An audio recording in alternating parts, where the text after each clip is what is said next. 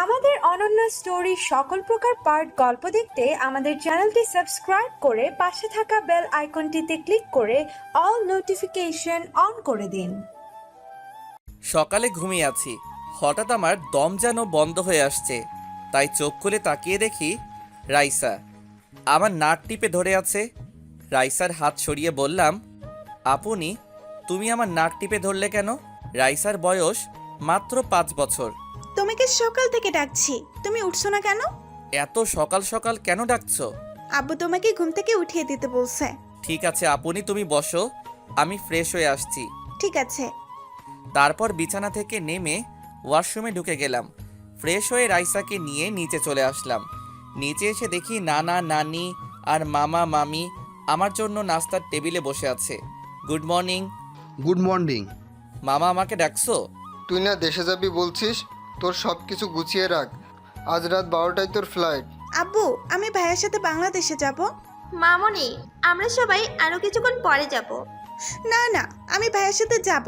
দাদু ভাই, আমরা পরে যাব। রাইসা আপনি ভাইয়া আবার আসবো, তখন তোমাকে নিয়ে যাব আর তোমার সাথে সব সময় মোবাইলে কথা বলবো। তাহলে ঠিক আছে, আমার সাথে কিন্তু সব সময় কথা বলতে হবে। ওকে আপনি। তারপর সবার সাথে নাস্তা করে মার্কেটে চলে গেলাম গাড়ি নিয়ে। বাড়ির সবার জন্য মার্কেট করে নিয়ে আসলাম। নানা নানি মামা মামি রাইসা তাদের জন্য মার্কেট করে নিয়ে আসলাম। তারপর মার্কেট থেকে বেরিয়ে রাইসার জন্য চকলেট আর আইসক্রিম নিয়ে বাসায় চলে আসলাম। বাসায় এসে সবারটা সবাইকে বুঝিয়ে দিলাম। তারা বলেছে আমি তাদের জন্য এগুলো কেন নিয়ে আসলাম। তারপর আমি রুমে এসে দেখি বুড়ি মানে রাইসা বিছানায় শুয়ে মোবাইলে গেমস খেলতে আছে। আমাকে দেখে বিছানায় নেমে দৌড়ে এসে জড়িয়ে ধরলো। ভাইয়া, আমার চকলেট আইসক্রিম কোথায়? আমি কি আমার বুড়ির এগুলো না এনে পারি? এই নাও। তুমি আমার লক্ষ্মী ভাইয়া। দেখতে দেখতে এখন আমি এয়ারপোর্ট আছি। মামা মামি নানা নানি আর রাইসা সবাই এয়ারপোর্টে এসেছে, তারা আমাকে এগিয়ে দেওয়ার জন্য। আপনাদের একটা কথা বলতে ভুলে গেছি, আমি যে বাড়িতে যাচ্ছি এটা আব্বু আম্মু কেউ জানে না। আপু, দুলাভাই যদি ফোন দিয়ে জিজ্ঞেস করে তুই কোথায়, তখন কি বলবো? বলবে আমি বাহিরে কোথাও আছি, আর আমি তো সকালে বাড়িতে পৌঁছে যাব। আমার মনে হয় না আর এখন ফোন দিবে। যখন সময় পাবি এখানে চলে আসবি। তোকে ছাড়া কিছু ভালো লাগে না, তুই বাসায় থাকলে অনেক ভালো লাগে। বাংলাদেশে গিয়ে এই বুড়ো নানাকে আবার ভুলে যাস না। এই নানা ভাই, তোমার কাছে আমার বউকে রেখে যাচ্ছি। যদি আমার বউয়ের কিছু হয় তোমার খবর করে ছাড়বো। বউ মানে নানির কথা বলছি। ঠিক আছে মামি, আমি গেলাম। আমার ছোট বউয়ের খেয়াল রাখবে আর তোমার শরীরের যত্ন নিও। ঠিক আছে, তুমি তো তোমার শরীরের যন্ত্র নিয়ে যাও। বুড়ি, তোমার আম্মুর কথা সব সময় শুনবে, বেশি দুষ্টুমি করো না। ভাইয়া, তোমার সাথে ফোনে কথা। ঠিক আছে ভাইয়া। তারপর সবার কাছ থেকে বিদায় নিয়ে ভিতরে ঢুকে গেলাম। সবার চোখে পানি। আসবে না কেন? ছোটকাল থেকে তো তাদের কাছে বড় হয়েছি, আমার চোখে 2 ফোঁটা পানি পড়ল। এয়ারপোর্টের ভিতরে সব কাজ শেষ করে বিমানে গিয়ে বসলাম। 20 মিনিট পর বিমান বাংলাদেশের উদ্দেশ্যে উড়ে গেল। তাহলে এবার চলুন পরিচয়টা দিয়ে দেই। এতক্ষণ তো বকবক করে গেছি, আমাকে সবাই চিনেন। তারপর বলি, আমি রাসেল। লেখাপড়া শেষ করেছি কিছুদিন হয়েছে। আমার পরিবারের জনসংখ্যা 5 জন। আমি, আব্বু আম্মু, ভাইয়া ভাবি।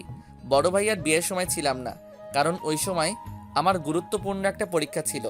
ভাবিকে ছবিতে দেখেছি, মাশাআল্লাহ অনেক সুন্দর। আমার সাথে ফোনে কথা হয়। ভাবি একটু মজার লোক। তো যাই হোক, আব্বু আর ভাইয়া নিজেদের ব্যবসা বাণিজ্য সামলায়। বাংলাদেশের কোটিপতিদের মধ্যে আমার বাবা একজন। এবার বাবার বিষয়টা খুলে বলি। আমার বাবার পরিবারের লোক একটা সড়ক দুর্ঘটনায় মারা যায়। তারপর বাবা পুরো এতিম হয়ে যায়। তারপর বাবা বাড়িটা রেখে বাকি সব কিছু বিক্রি করে দেয়। এরপর আব্বু আমেরিকা চলে আসে। আমেরিকা এসে নানার কোম্পানিতে চাকরি দেয়। আস্তে আস্তে নানার কাছে আব্বুকে অনেক ভালো লাগে, কারণ আব্বু নিজের কোম্পানির মতো কাজ করে। এরপর নানা সিদ্ধান্ত নেয় তার বড় মেয়ে মানে আম্মুর সাথে আব্বুর বিয়ে দেয়। এইভাবে দেখতে দেখতে তাদের সংসার ভালো চলতে লাগলো আর নানার কোম্পানি আরও বড় হয়ে গেল। তারপর আব্বু সিদ্ধান্ত নেয় তিনি বাংলাদেশে ব্যবসা করবে। তারপর আমার যখন 10 বছর, তখন আব্বু বড় ভাইয়াকে নিয়ে বাংলাদেশ চলে যায়, আমাকে আমেরিকা রেখে যায়। আমি এখানে থেকে পড়াশোনা করছি। আব্বু আম্মু আর ভাইয়া যাওয়ার 2 বছর পর আমি বাংলাদেশে গেছি। আব্বু আম্মুর সাথে কিছুদিন থেকে চলে আসব, কিন্তু বাংলাদেশে আমার ভালো লাগে না, তাই 7-8 দিন থেকে আমেরিকা চলে আসি। আপনাদের সাথে কথা বলতে বলতে বাংলাদেশ এয়ারপোর্টে এসে বিমান ল্যান্ড করলো। তারপর বিমান থেকে নেমে ঘড়ির দিকে তাকিয়ে দেখি সকাল 7টা বেজে গেছে। আমার আসার কথা আব্বু শুনলে গাড়ি পাঠিয়ে দিত, কিন্তু তাদের সারপ্রাইজ দিব বলে বলি নাই। এয়ারপোর্টের ভিতরে সব কাজ শেষ করে বাহিরে আসলাম। এসে একটা ট্যাক্সি নিয়ে বাসায় যেতে লাগলাম। বাংলাদেশ আগের থেকে অনেক উন্নত হয়ে গেছে। আগে যখন আসছি তখন ভালো লাগে নাই, কিন্তু এখন অনেক ভালো লাগছে। হঠাৎ রাস্তার পাশে তাকিয়ে দেখি একটা মেয়ে গাড়ির সাথে হেলান দিয়ে সিগারেট টানছে। মেয়েটার চেহারা ঠিকভাবে দেখছি না।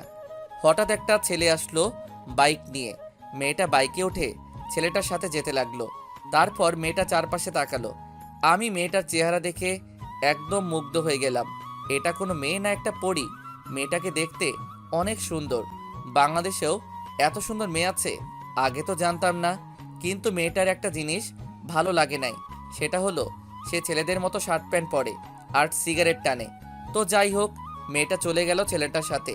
প্রায় 1 ঘন্টা পর ট্যাক্সি বাড়ির সামনে এসে থামলো। আমি ট্যাক্সি থেকে নেমে ভাড়া দিয়ে দিলাম। আসার সময় মামা বাংলাদেশি টাকা 50,000 দিল। আমি জিনিসগুলো নিয়ে বাসার ভিতরে যেতেই দারোয়ান আমাকে আটকে দিল। কোথায় যাচ্ছেন আর কাকে চান? জি, আমি এই বাড়ির মালিকের ছোট ছেলে। আমাকে আপনার পাগল মনে হয়? কেন? স্যারের ছোট ছেলে আমেরিকা থেকে, সে যদি আসতো তাহলে স্যার আমাকে আগে থেকে বলে রাখতো। আপনার স্যারের ছোট ছেলেকে কখনো দেখেছেন? জি না। তাহলে আপনি তাকে চিনবেন কেমন করে? ঠিক আছে, আমি প্রমাণ দেখাচ্ছি। তারপর মোবাইল বের করে পরিবারের সবার সাথে ছবি দেখালাম এবং আমার কার্ড দেখালাম। তখন দারোয়ান বলল, সরি স্যার, আমার ভুল হয়ে গেছে, আমি আপনাকে চিনতে পারি নাই। কোনো সমস্যা নেই। আর একটা কথা, আমাকে স্যার নয়, নাম ধরে ডাকবেন। আমি আপনার ছেলের মতো। তুমি পুরো স্যার আর জীবনের মতো। ঠিক আছে, আমি ভিতরে গেলাম। আমার হাতে জিনিসগুলো দাও, আমি নিয়ে যাচ্ছি। ঠিক আছে, চলুন। দরজার সামনে এসে কলিং বেল চাপ দিলাম। তারপর ভাবি এসে দরজা খুলে দিল। আমাকে দেখে এক দৌড়ে ভিতরে ঢুকে গেল। মানে কিছু বুঝলাম না। দারোয়ান চাচা জিনিসগুলো ভিতরে রেখে বাইরে চলে গেল। হঠাৎ আম্মু এসে আমাকে জড়িয়ে ধরলো। কেমন আছিস বাবা? তুই আসবি, আমাদেরকে বলবি না কেন? আর তোর মামা মামি তো আমাদের বলে নাই। আসলে আম্মু মানা করছি, তোমাদের সারপ্রাইজ দিব বলে বলি নাই। তুমি কেমন আছো আম্মু? আমি এখন অনেক ভালো আছি তোকে দেখার পর। তা ভাইয়া আব্বু কোথায়? আর ভাবি আমাকে দেখে দৌড়ে পালালো কেন? তোর আব্বু আর জীবন সকালে অফিসে চলে গেছে, অফিসে কি যেন গুরুত্বপূর্ণ কাজ আছে। ও, তা ভাবি আমাকে দেখে দৌড়ে পালালো কেন? হয়তো তোকে দেখে লজ্জা পেয়েছে। আমাকে দেখে লজ্জা পাওয়ার কি আছে? আমি তো ওনার ছোট ভাইয়ের মতো। আস্তে আস্তে কথা বলতে বলতে ঠিক হয়ে যাবে, তুই রুমে যা। আমি কোন রুমে যাব? তোর যে রুম ভালো লাগে ওই রুমে যা। তারপর আমি একটা রুমে চলে আসলাম। রুমে এসে ওয়াশরুমে ঢুকে ফ্রেশ হয়ে নিচে চলে আসলাম। নিচে এসে দেখি আম্মু আর ভাবি টেবিলে নাস্তা দিচ্ছে। আমি গিয়ে একটা চেয়ার টেনে বসলাম। সাদিয়া, রাসেলকে নাস্তা দাও। দিচ্ছি আম্মু। কি ব্যাপার ভাবি, তুমি আমাকে দেখে এত লজ্জা পাও কেন? মোবাইলে তো ভালো দুষ্টুমি করছো। তখন তো মোবাইলে বলছি, তাই তেমন লজ্জা পাইনি। এখন তো সামনাসামনি, তাই একটু লজ্জা পাচ্ছি। লজ্জা পাওয়ার কিছু নেই, আমি আপনার ছোট ভাইয়ের মতো। হুম। তারপর নাস্তা করে রুমে চলে আসলাম। রুমে এসে একটা ঘুম দিলাম। বিকেলে ঘুম থেকে উঠে দেখি 5টা বাজে। পুরো রাতে ঘুমাইনি তো, তাই ঘুম ভাঙতে দেরি হয়েছে। আব্বু হয়তো বুঝতে পারছে আমি পুরো রাতে জার্নি করে আসছি, তাই আর ডাকে নাই। বিছানা থেকে নেমে ওয়াশরুমে ঢুকে ফ্রেশ হয়ে একটা জামা গায়ে দিয়ে নিচে আসলাম। তারপর আম্মুকে বলে বাইরে এসে গাড়ি নিয়ে মার্কেটে চলে আসলাম। মার্কেট থেকে একটা সিম কার্ড কিনে বাসায় চলে আসলাম। বাসায় এসে কলিং বেল চাপ দিলাম। ভাবি এসে দরজা খুলে দিল। ভিতরে ঢুকে দেখি আব্বু আর ভাইয়া সোফায় বসে কফি খাচ্ছে। কি রে, কেমন আছিস? কাউকে না বলে আসলি যে? আমি ভালো আছি, তোমাদের সারপ্রাইজ দিব বলে। তোর নানা নানি, মামা মামি আর বুড়ি কেমন আছে? সবাই ভালো আছে। সবার সাথে কিছুক্ষণ গল্প করে রুমে চলে আসলাম। তারপর মামির কাছে ফোন দিলাম। সবার সাথে কথা বলে রাতের খাবার খেতে চলে গেলাম। তা এখন কি করবি? এখন আমি কিছু করব না, আগে পুরো বাংলাদেশ ঘুরে দেখব। তারপর ভাইয়ার সাথে অফিস দেখাশোনা করব। তোর যেটা ভালো মনে হয় করিস। রাতের খাবার খেয়ে রুমে এসে কিছুক্ষণ মোবাইল টিপে ঘুমিয়ে গেলাম। সকালে ঘুম থেকে উঠে ফ্রেশ হয়ে সবার সাথে নাস্তা করে বাহিরে চলে আসলাম। আসার সময় গাড়ি নিয়ে আসি নাই, রিক্সা নিয়ে ঘুরতে লাগলাম। হঠাৎ দেখি একটা ছেলে রাস্তার পাশে মাথা নিচু করে বসে আছে। আমি রিক্সা থামিয়ে ছেলেটার কাছে গেলাম। আপনি এভাবে রাস্তার পাশে বসে আছেন কেন? আমি যে অফিসে চাকরি করতাম সেই অফিসের বস আমাকে অন্য লোকের কথাই ভুল বুঝে অফিস থেকে বের করে দিয়েছে। এখন আমি আমার পরিবার নিয়ে কিভাবে চলবো? পরিবারের সব দায়িত্ব আমার উপর। তোমার অফিসে কি হয়েছে যার জন্য তোমাকে বের করে দিল? অফিসের বস তার অফিসের একটা কর্মচারীকে একটা ফাইল দিয়েছে, তাকে ফাইলটা করে দেওয়ার জন্য, কিন্তু সে ফাইলটা ঠিকভাবে করতে পারে নাই। পরে সে আমার নাম বলেছে যে আমি নাকি তার ফাইলটি রেডি করে দিচ্ছি। পরে বস আমাকে ডেকে নিয়ে নানা ধরনের কথা শুনিয়ে অফিস থেকে বের করে দিল। তোমার নাম কি আর তোমার পরিবারে কে আছে? আমার নাম আকাশ। পরিবারে 2 বোন 2 ভাই। বোন আর ভাই আমার ছোট। এক বোন ইন্টার প্রথম বর্ষে পড়ে, আর এক বোন ক্লাস 9-এ পড়ে, আর ছোট ভাই মাদ্রাসায় পড়ে। ঠিক আছে, আমি তোমাকে চাকরি দিব, তোমার কোনো টেনশন নেই। তুমি রহমান কোম্পানির নাম শুনেছো? জি শুনেছি, আর কোম্পানিটা তো অনেক বড়। আমার মতো ছেলেকে ওই কোম্পানিতে চাকরি দিবে। তুমি জানো ওই কোম্পানির মালিকের ছোট ছেলে আমি, রাসেল চৌধুরী। তুমি অফিসে যাওয়ার পর দারোয়ান কিছু বললে আমার এই কার্ডটা দেখাবে, তাহলে আর কিছু বলবে না। আপনাকে কি বলে ধন্যবাদ দিব? আপনি আমার অনেক বড় উপকার করলেন। আপনি না তুমি, আর অফিসে নিজের মতো কাজ করবে। আর বেতনের কথা আমি ফোনে বলে দিব, ওটা নিয়ে তোমার চিন্তা করতে হবে না। তোমার কাগজপত্র সব নিয়ে যাবে। আকাশ চলে গেল। আমি আর দাঁড়িয়ে না থেকে রিক্সা নিয়ে একটা পার্কের সামনে চলে গেলাম, আর রিক্সা চালক চাচাকে 2000 টাকা দিলাম। বাবা, আমাকে এত টাকা দাও কেন? আমার তো ভাড়া মাত্র 50 টাকা। চাচা, আমি আপনাকে খুশি হয়ে দিয়েছি। কিন্তু বাবা, চাচা মনে করেন আপনার ছেলে টাকাটা দিছে। তোমার মতো ছেলে হয় না। দোয়া করি আল্লাহ যেন তোমার মতো ছেলে সবার ঘরে দেয়। চাচা, আপনার পরিবারে কে কে আছে? আমার পরিবারে আমি, তোমার চাচি আর একটা মেয়ে আছে, সে এবার ক্লাস 10-এ পড়ে। ও, তো চাচা এই কার্ডটা রাখেন, যদি কখনো কোনো সমস্যা হয় এই নাম্বারে একটা ফোন দিবেন, আমি সব সময় আপনার পাশে আছি। ঠিক আছে বাবা। তারপর চাচা চলে গেল। আমি পার্কের ভিতরে ঢুকে গেলাম। ভিতরে ঢুকে দেখি সব জোড়া জোড়ায় বসে আছে। হঠাৎ একটা জায়গায় চোখ পড়তে আমি পুরো অবাক হয়ে গেলাম।